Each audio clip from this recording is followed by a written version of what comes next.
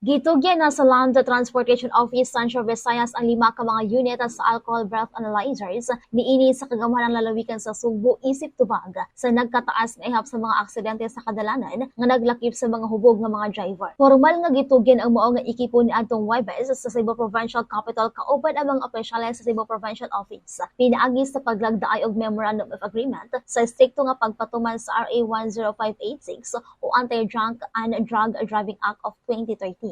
Gipirmahan ang MOA nilang LTO Chief Assistant Secretary Marcos Lacanilaw ug ni Cebu Governor Pamela Pambari 4. Kauban ang presensya nila ni LTO 7 o ICE Regional Director Francisco Franz Sanchez Jr. ug CPPO Provincial Director Police Colonel Abubakar Manjelin Jr. Ang breathalyzers kay magpabiling iya sa LTO 7 apan pagagamiton sa mga deputized personnel sa CPPO sa mga lungsod ug dakbayan sa Sugbo. Ang LTO 7 asab ang responsable sa provision, maintenance ug periodic calibration niini. Aron masiguro ang accuracy ug legal admissibility niini sa korte. Gihimug-atan sa LTO 7 ang importansya sa pagpatuman sa kaluwasan sa mga kadalanan sa tanan nga mga motorista ug pedestrians sa ilang tinguhang nga istriktong pagpatuman sa balaod sa mga lagda sa batas trapiko.